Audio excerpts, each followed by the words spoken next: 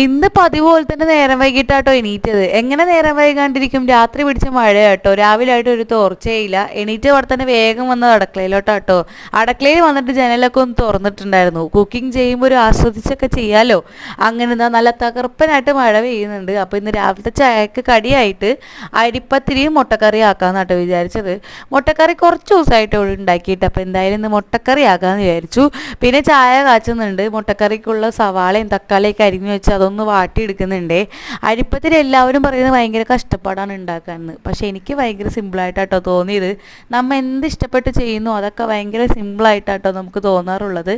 അങ്ങനെ അരിപ്പത്തിരി അവിടെ ചുടാൻ വേണ്ടി വെക്കുന്നുണ്ട്. പിന്നെ മുട്ടക്കറിയിലോട്ടുള്ള മസാലയൊക്കെ റെഡിയാക്കുന്നുണ്ട്. അരിപ്പത്തിരി നല്ല ചൂടോടെ ഇങ്ങനെ ചുട്ടെടുക്കുന്നുണ്ട് കേട്ടോ. മുട്ട പൊട്ടിച്ചൊഴിക്കുന്നത് നല്ല ടേസ്റ്റ് ആയിരിക്കും കേട്ടോ. മുട്ട പുഴുങ്ങിയതിട്ടിട്ട് ആ കറി ഒന്ന് മാറ്റുന്നുണ്ട് കേട്ടോ വേറൊരു പാത്രത്തിലോട്ട്. അപ്പോഴത്തേക്ക് ഇക്കാക്ക എണീറ്റ് വന്നിട്ടുണ്ടായിരുന്നു. ഇക്കാക്ക എൻ്റെ അടുത്ത് എന്തോ കാര്യമായിട്ട് ചോദിക്കുന്നുണ്ട്. ഞാൻ അതിന് മറുപടിയും പറയുന്നുണ്ട് കേട്ടോ. എന്താണെന്ന് എനിക്ക് ഇപ്പോൾ ഓർമ്മയില്ല. പിന്നെ ആ ചായയൊക്കെ പകർത്തുന്നുണ്ട് കേട്ടോ. പിന്നെ ഞാൻ നേരെ ഫുഡ് കഴിക്കാൻ വേണ്ടി പോയിരുന്നിട്ടില്ല. കാരണം ഒരു മുട്ടയും ചായ മാത്രം ഞാൻ കുടിക്കുന്നുള്ളൂ. ഇക്കാക്ക ഇവിടെ ഫുഡ് കഴിക്കുന്നുണ്ട് കേട്ടോ. അപ്പോൾ അത്രയേ ഉള്ളൂ ഇന്നത്തെ വീഡിയോ. എൻ്റെ വീഡിയോ ഇഷ്ടപ്പെടാൻ സബ്സ്ക്രൈബ്